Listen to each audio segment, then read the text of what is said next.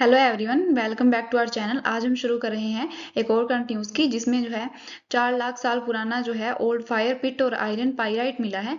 What this UK discovery tells us about human evolution. इसमें हम discussion करेंगे कि जो ये मिला है इससे जो है ह्यूमन इवोल्यूशन के बारे में हमें जानकारी मिलती है या नहीं मिलती, और अगर मिलती है तो कितनी मिलती है, इसके बारे में हम डिस्कशन करेंगे। तो ये कुछ ऐसा दिख रहा है और इसके बारे में हमें डिस्कशन करना है। खोज का विवरण। ब्रिटेन के सफोल्क स्थित वर्नहम गांव में 4 लाख वर्ष पुरानी आग बनाने की सबसे पुराना साक्ष्य मिला है। यहाँ आग का गड्ढा, फ्लिंट हस्त कुल्हाड़ियां और आयरन पाइराइट, जो कि चिंगारी पैदा करने वाला खनिज होता है, वो हमें उसके टुकड़े पाए गए हैं। यह होमो जो है होमो हेडलबर्जेनिसिस, जो कि प्रारंभिक मानव पूर्वज है, उसके शिकार उनके शिकारी संग्राहक शिविर का प्रमाण है। मतलब वहां पे हो सकता है उनके शिकारी संग्राहक प्रमाण हो सकते हैं, ऐसे प्रमाण मिले हैं। ऐतिहासिक महत्व देखें, इसे जानबूझकर आग बनाने की उत्पत्ति 3.5 लाख वर्ष पहले पीछे खिसक गई थी। पहले फ्रांस में 50,000 वर्ष पुराना प्रमाण मिला था। यह प्राकृतिक आग बनाए रखने से आगे सक्रिय आग का उत्पादन करने का प्रमाण है। मतलब ये आग को और भी ज्यादा उत्पादन करने का प्रमाण है। इसके साक्ष्य के प्रकार क्या हैं? गर्मी से लाल हो चुकी मिट्टी और जलाए गए लकड़ी के रासायनिक अवशेष, उच्च तापमान से क्षतिग्रस्त फ्लिंट हस्त कुल्हाड़ियां, स्थानीय रूप से दुर्लभ आयरन पाइराइट जो जानबूझकर लाया गया था। तो इस तरीके की कुछ यहाँ पे चीजें मिलती हैं। कुछ हस्त कुल्हाड़ियां भी हैं जो कि क्षतिग्रस्त हो चुकी हैं ज्यादा टेम्परेचर की वजह से, और इसी के साथ जो है गर्मी की वजह से लाल हो चुकी मिट्टी और लकड़ी के अवशेष भी जो है मिले हैं। मानव विकास पर इसका क्या प्रभाव पड़ेगा? आग बनाने की तकनीक ने भोजन, विशेषकर मांस पकाने को संभव बनाया, जो मस्तिष्क विकास के लिए महत्वपूर्ण था। आग जब ह्यूमन ने जलाना सीखा, तो उसकी वजह से जो है मांस को पकाकर खाने लगा वो, और उसकी वजह से जो है उसके मस्तिष्क का विकास हुआ। सामाजिक लाभ देखें तो रात में जो है, जैसे आपने देखा होगा कि आग जला के रोशनी की जाती है, गर्मी और सामूहिक भोजन जैसे अनुकूलन की क्षमता पड़ी। मतलब गर्मी जो है, इन्होंने आग जलाकर जो है खुद को गर्म रखना सीख लिया, जिससे जो है सर्दी इन्हें परेशान नहीं कर सकती थी। इसके साथ ही सामूहिक भोजन अब ये लोग शुरू कर दिए कि काफी सारा भोजन एक साथ बनाया, मांस को पकाया और खाना शुरू कर दिया, जिससे जो है अडॉप्टेशन जो है अनुकूलन की क्षमता बढ़ी। होमो हाइडेलबर्गेसिस से निएंडरथल तक निरंतरता को दर्शाता है। अब हम इसकी वैज्ञानिक पद्धति देखें, साइंटिफिक मेथोडोलॉजी, तो इसके अंदर रेडियो कार्बन डेटिंग और जो थर्मोल्यूमिनेंस से जो है इसका आयु निर्धारण किया गया है। एसईएम स्कैनिंग, इलेक्ट्रॉनिक माइक्रोस्कोपी से फ्लिंट पर माइक्रो फ्रैक्चर विश्लेषण किया गया है। आइसोटोप अध्ययन से लकड़ी जलाने के प्रमाण जो है उनको फिक्स किया गया है कि ये मतलब कितने साल पुराना है, कितने टाइम पुराना है, और इसका यूज कैसे हो सकता है और इसका यूज कैसे किया जाता होगा। तो इस तरीके के जो है इनके माध्यम से जांच की गई है। तो इससे हम देखें तो ये GS3 में आधुनिक पुरातात्विक तकनीकों का उदाहरण हो सकता है। मानव विकास के व्यापक प्रभाव हैं इसके ऊपर क्या है? पोषण क्रांति, कच्चे मांस से पके भोजन, प्रोटीन अवशोषण 2 से 3 गुना इंक्रीज हुआ। मतलब जब पहले कच्चा मांस खाते थे, लेकिन अब जो है आग से मांस को पकाकर खाना शुरू कर दिया, इसकी वजह से जो है प्रोटीन का अवशोषण 2 से 3 गुना बढ़ गया, और इसकी वजह से मस्तिष्क के आकार में जो है वृद्धि हुई। रिचर्ड व्रांगम की जो है ये कैचिंग फायर थ्योरी से ये लिंक करता है। सामाजिक संरचना देखें तो रात्रिकालीन गतिविधियां, भाषा, संस्कृति का विकास हुआ। मतलब कि पहले जो है रात के समय हो सकता है कि जो मानव था वो सो जाता होगा, लेकिन अब जो है रात्रि में आग का यूज करके जो है रोशनी की जा सकती थी, और उससे रात्रिकालीन गतिविधियां बढ़ गई। अगर हम प्रवासन की बात करें तो ठंडे यूरोपीय जलवायु में उत्तरजीविता जो है संभव हो गई। मतलब कि आपने देखा होगा कि इंग्लैंड साइड वो नॉर्थ में है बहुत ज्यादा, और ध्रुवों की साइड है, और उधर काफी ज्यादा ठंडा रहता है मौसम। तो उसमें जलवायु जो ठंडे यूरोपीय जलवायु है उसमें भी जो है जीवन संभव हो गया, और अब उन्हें कहीं और नहीं जाना पड़ता था, वहीं उन्हें आग जलाकर जो है गर्मी से खुद को गर्म रख सकते थे। तो ये टॉपिक किससे मैच करता है? Fire the first great force of human civilization. भारतीय वैश्विक संदर्भ अगर हम इसका देखें तो भीमबेटका जो मध्य प्रदेश में है, 1 लाख वर्ष पुराने वहां पे आग के प्रमाण मिले थे। हार्डी युग हरियाणा में समकालीन उपकरण मिले। आर्कियोलॉजिकल सर्वे ऑफ इंडिया की समान खोजें, मतलब इन्होंने और भी ऐसी बहुत ज्यादा खोजें करी हैं जो इन सबसे मैच होती हैं। अगर हम इसके वैश्विक जो संदर्भ हैं देखें तो अफ्रीका, से यूरोप पर प्रवासन का प्रमाण है। मतलब कि पहले मान लीजिए कि तब आग नहीं थी, तो यूरोप की सर्दी से बचने के लिए वो लोग अफ्रीका आते थे।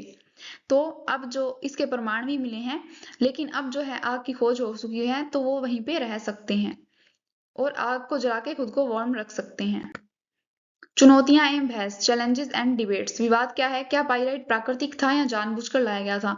मतलब ये जो पाइराइट मिला है, इसकी जो जियोलॉजिकल दुर्लभता है, इससे ये प्रमाणित होता है कि या तो वो जानबूझकर लाया गया था या प्राकृतिक था। तो ये क्वेश्चन खड़ा होता है। जलवायु संदर्भ इसका देखें तो MIS-11 इंटरग्लेशियल पीरियड गर्म अवस्था थी। भविष्य में DNA विश्लेषण से प्रजाति पुष्टि हो जाएगी इससे। तो इस तरीके के कुछ डिबेट्स जो हैं खड़े हो गए हैं।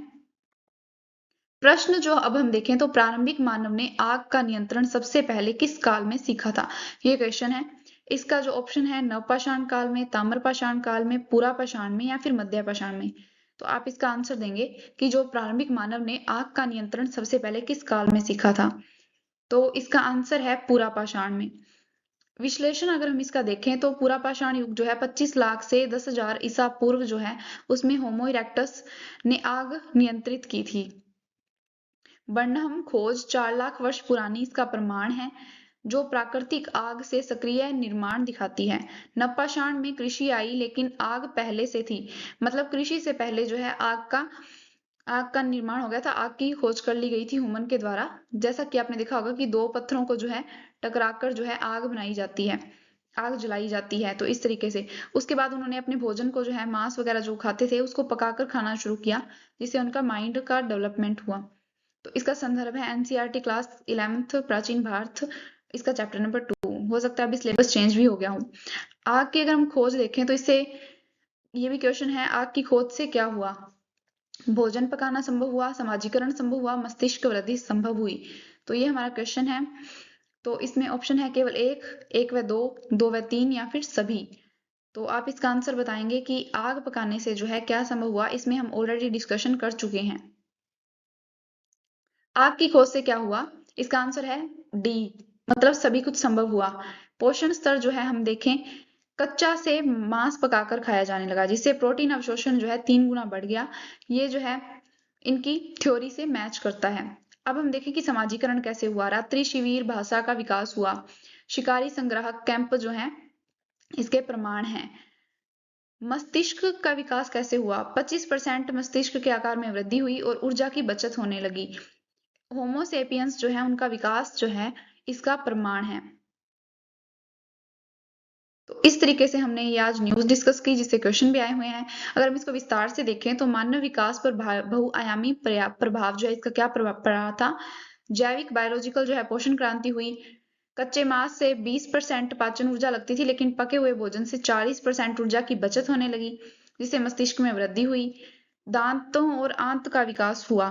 आपने ये चीज देखी होगी कि जो इंटेस्टाइन होती है उसकी मांसाहारी और जो शाकाहारी लोग हैं उनसे, मतलब जो कि ऐसा जो लोग मांस खाते हैं या फिर जो लोग सिर्फ मांस नहीं खाते, सब्जियां वगैरह खाते हैं, उनसे उनकी इंटेस्टाइन जो है अलग होती है।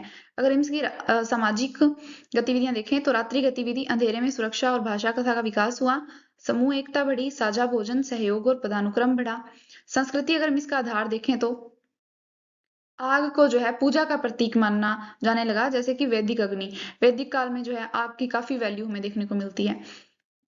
अगर हम इसके पर्यावरणीय प्रभाव देखें तो शिकार का विस्तार हुआ, रात्रि शिकार और जानवर भगाना। आग से, जैसा कि आपने देखा होगा कि आग से जो है जानवरों को भगाया जा सकता है। इसके साथ ही रात में भी जो है इन लोगों ने शिकार करना शुरू कर दिया, क्योंकि अभी ने लाइट मतलब उजाला करने के लिए आग मिल चुकी थी। प्रवासन सक्षमता अगर हम इनकी देखें तो आइस एज में जो है आधुनिक मानव का विस्तार हुआ, मतलब कि अब सर्दी से भी खुद को बचाया जा सकता था। मानव विकास, और अगर हम इनसे देखें क्या क्या क्वेश्चन बन सकते हैं, तो मानव विकास इनका कनेक्शन हो सकता है मानव मतलब पाषाण युग की तकनीकी प्रगति, आग का आविष्कार, स्टोन एज संस्कृति का आधार, आग के उपयोग ने मानव विकास को कैसे प्रभावित किया, इस तरीके का क्वेश्चन बन सकता है।